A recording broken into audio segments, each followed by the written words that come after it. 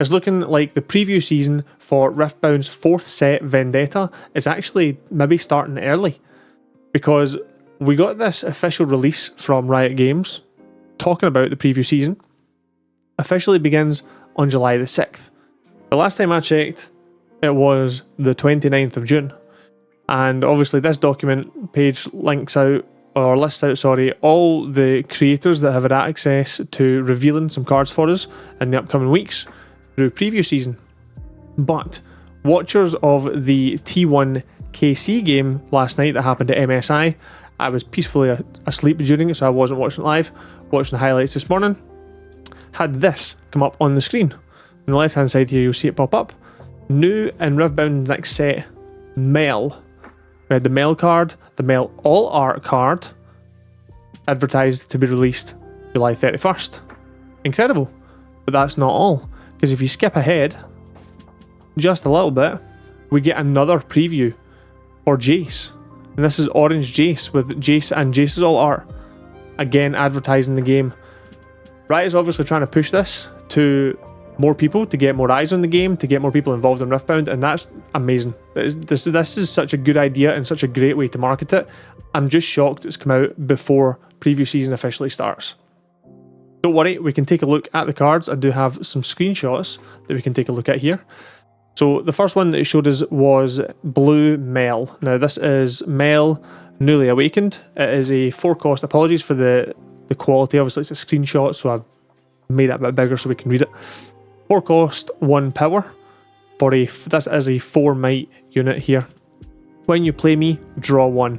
Interesting ramp for a blue card, which is good. Obviously getting draw, very beneficial at times. This here says Empower 3. And then it is Empower me, use only if not empowered. And beneath it is the Empower text. Empowered, your spells and abilities can't be countered this turn.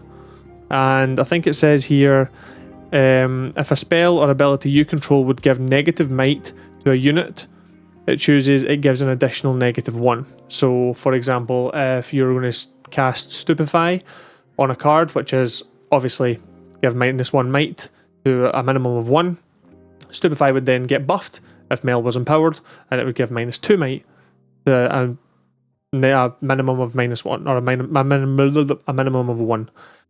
But don't say that 10 times fast. So this is an interesting card.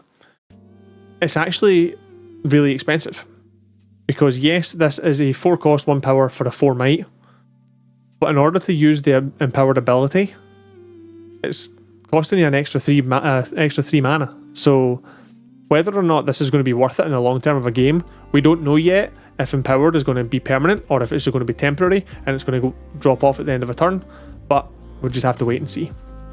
We can take a look here at the All Art as well. I think this one looks great. It's obviously just Mel's skin from League of Legends, or one of Mel's skins, sorry, but I think this looks great. Obviously when you draw 1, or when you play me, draw 1, empower for 3, spells and abilities can't be countered. If a spell or ability you control, it's the same card. I think it looks great. I don't think it will be too powerful. I think it will be a strong card, but we'll need to see how it goes. It will slot in nicely to Jhin decks, to Diana decks, where there's lots of spells being cast. It all depends on whether or not empowered is a permanent ability after you spent the 3 mana, or if you have to do it per turn. Because if you're going to have to do it per turn, that's going to be an expensive card. The second card we got then was Orange Jace.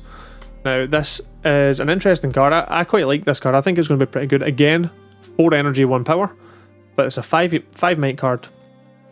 And Jace's ability is, when I become ready, choose 1 to give me this turn. So each turn, when you awaken at the start of your turn and you ready Jace, you can choose a buff to give him.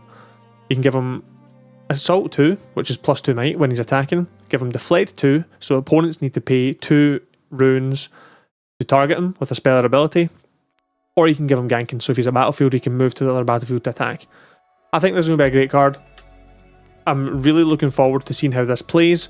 I think it's maybe going to pull people away from Dazzling Aurora on orange decks. I don't know, we'll need to see.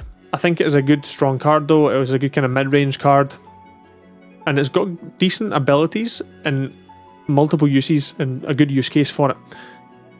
The other card was obviously the Jace alt art, which I'm not as big a fan on. It's just an alt art, really. It's an alt art with the same thing. I think he looks a bit yassified in it.